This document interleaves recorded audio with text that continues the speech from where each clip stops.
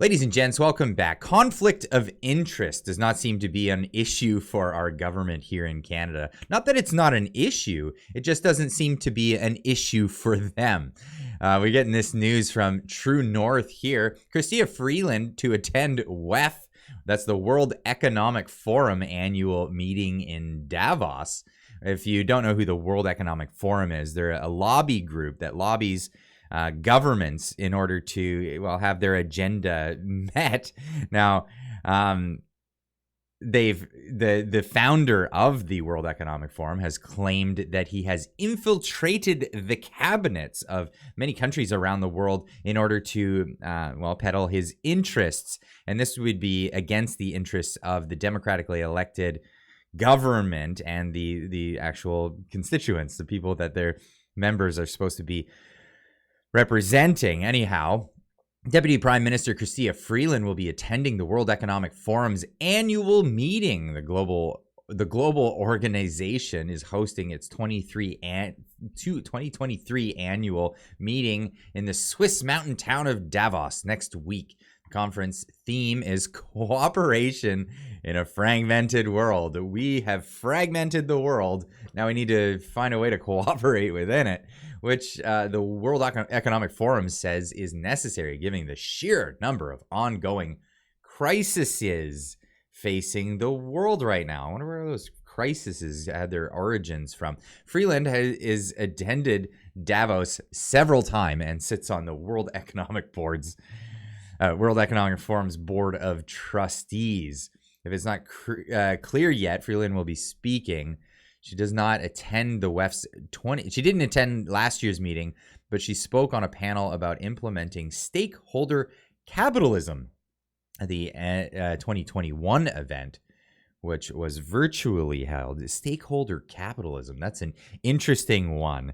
It's not, spoiler, it's not capitalism. It's not the idea of the market economy. It's more along the lines of merging corporation and state. Mussolini had a word for that. Let's see if anyone in the audience can determine what that word was. Anyway, here's a tweet I put out yesterday, curious, where a poor journalist from the prairies raised the cash to be a member of a billionaires club that she railed against only a few short years ago in a book. Anyway, here's Chrystia Freeland skimming $2 billion for...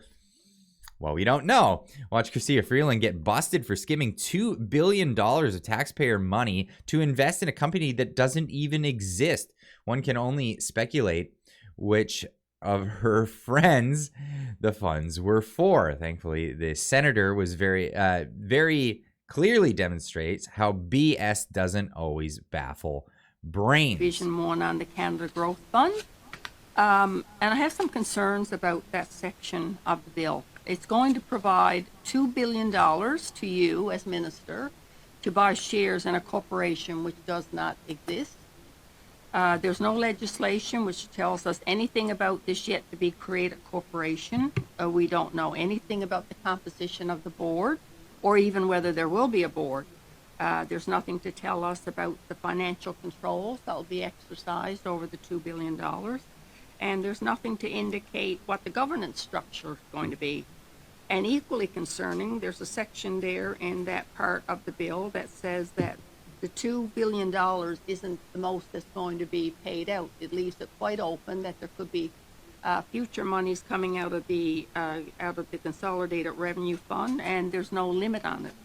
So what I don't understand is why, if you're going to establish a fund with money of that magnitude, why isn't there a separate bill which would outline the specifics of the company and also what the company's going to do, what the mandate is, what the objectives are, what the board composition is going to be? So it's really concerning to see $2 billion going out with an explanation. I think there were 17 lines there, and it leaves it quite open that additional monies can be paid out of the Consolidated Revenue Fund. So why is there not a separate piece of legislation? So before she gives her answer, just a little recap there. In the bill that they're putting forward and they want the Senate to pass here is that they've allocated $2 billion, billion dollars in order for to be given to a corporation that does not yet exist. It doesn't exist. And not only that, it leaves it open for more monies to be transferred to this non-existent corporation for, not even really clear reasons. This is taxpayers' dollars being transferred into the hands of this woman, essentially, and bureaucrat, and someone who clearly has ties not with Canada. We'll get into that in a moment here. But yeah, give me all your money. Give me all your money. Well, thank you for the question, and thank you for focusing on what I actually believe is one of the most important elements of this. Was introduced in the budget and elaborated on in the fall economic statement, and something that I see as one of the most important elements of our green transition. The Canada Growth Fund will actually be capitalized at $15 billion, and the objective is for that government money to pull in private capital at a ratio of at least 3 to 1. It will be managed by professionals. So managed by professionals. In previous years, the professionals managed to misallocate $600 billion under her watch, under the finance minister's watch. So she's saying, give me $2 billion with no oversight. And actually, it might be $15 billion. Anyway, I'll leave a link in the description so you can go check out the entirety of the clip. She goes on to say a bunch of platitudes. With the senator responding, no, it sounds like you just want us to give you money with no actual oversight here. It's terrible. Anyway, watch the whole clip in its entirety here. But it's amazing, and the reason why I wanted to go over this, it's amazing how she went from railing against the super rich to being a sitting member of their board of trustees. Now, this is Chrystia Freeland's book that she wrote a number of years ago called Plutocrats, The Rise of the New Global Super Rich and the Fall of Everyone Else. The fall of everybody else. She was railing against these Davos groups, these lobby organizations of super rich individuals who have there's no oversight, and they're lobbying governments and penetrating the cabinets. And maybe she struck a chord because she was recruited. Here she is. Interesting turn of events. World Economic Forum. Chrystia Freeland, sitting board member. This is you can't make this up. But this is the way it's going. We have here, back again to that article from True North. As a pre-meeting press conference Tuesday morning, WEF founder Klaus Schwab said that earlier this year's meeting will have unprecedented participation, including from dozens of finance ministers and foreign ministers from countries all over the world. All these ministers have been misallocating people's money and misallocating resources. Other attendees at the 2023 meeting include former Bank of Canada Governor Mark McKinney. Former.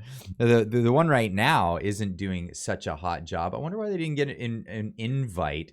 But oh, it was this. Marty Up North tweeting out, the Bank of Canada lost $522 million in Q3 last year. I suspect the number will be even bigger for Q4. Canada is paying interest on $500 billion in loans and losing money. Taxpayers will be on the hook for hundreds of billions of dollars in debt servicing costs. Well, what did Justin Trudeau have to say when he was asked about debt servicing costs only a short while ago? Maybe, when was this? 2 years ago? He was asked about the debt servicing costs, and this is what his response Regardless was. of what that figure is exactly, future governments are going to have to carry that debt. The servicing costs on that are going to be very high. Sorry? The servicing costs on the debt that you're going to have to carry, that you're adding to now, right? Interest rates are at historic lows, Glenn. Okay, but service it's still a lot of money. No. It's still a lot of money. No. And you don't know where. Okay, Sorry. but how are you going to pay for that? No. Interest rates are at historic lows, Glenn. Cue the music. Ba ba ba. Fa-da-da-da-da-da. Interest rates are above 4.5% and rising. They're expected to rise next time that they give us. Next time that, well, it's expected. I think it's next month we're expecting that to go up. The Bank of Canada staffing budget is $407 million a year. This is the equivalent of paying $100,000 salary to 4,000 people, yet the Bank of Canada doesn't have a single outlet anywhere in Canada. I can't wait to see the bonuses they award themselves, which apparently are pretty egregious, from what I heard from Franco Terrazzano the other day in my chat with him. It's unbelievable what is going on in this country, and just the amount of, well, conflict of interest. I think we can point our fingers here. Conflict of interest is the name of the game today. Anyway, I love you guys to let me know what you think in the comments section down below.